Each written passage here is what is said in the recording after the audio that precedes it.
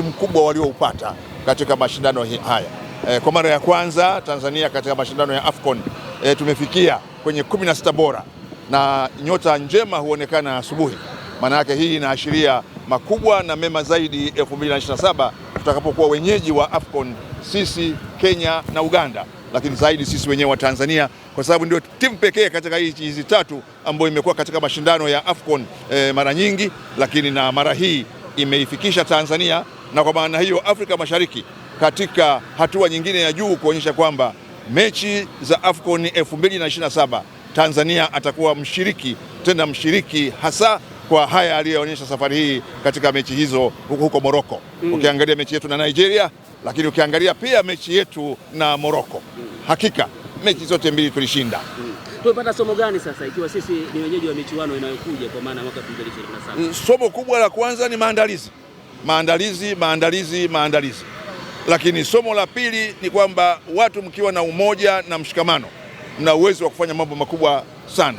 Kwa hiyo katika hali hii ambacho tumejifunza, moja ni maandalizi ya kutosha kuinoa timu, lakini pili mshikamano na umoja wa Watanzania wote kuhakikisha kwamba timu yetu inafanya vizuri. Na ndio maana Mheshimiwa Rais kwa kuona kazi hiyo kubwa ambayo imefanyika, aliamua yeye mwenyewe kuitoa ndege yetu hii ya Rubondo Dreamliner 787 kwenda kule kuwaleta wachezaji wetu, kuonyesha kwamba sisi Watanzania wote tunaungana na Mheshimiwa Rais katika moja, kutambua kazi kubwa ambayo yeye ameifanya, lakini pia kuwapongeza wachezaji wetu, kocha Gamond na timu yote ya ufundi kwamba kazi tuliyoifanya ni kazi nzuri, na sasa Tanzania sio mshiriki katika mashindano haya, ni mshiriki kabisa katika mashindano haya na sio msindikizaji kama ambavyo wengi waliamini. Mheshimiwa, pengine kwa ubora ambao amemaliza hivyo maandalizi ambayo wengine kwenye dhamana ndio katika upande wa miundombinu, ndio tarajia kitu kikubwa na cha pekee Tanzania katika miundombinu tumefanya vizuri sana. Mpaka sasa tunaendelea kukamilisha ujenzi wa uwanja wa Arusha.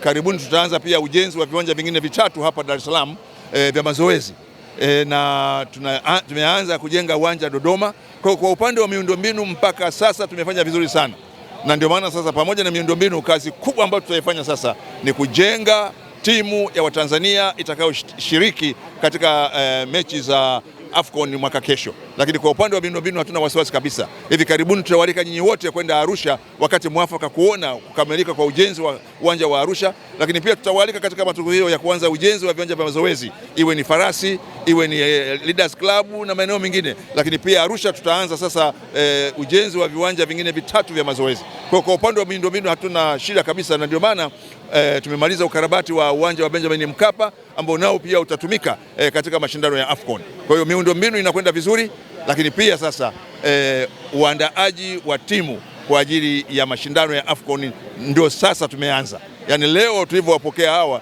hawaji kupumzika.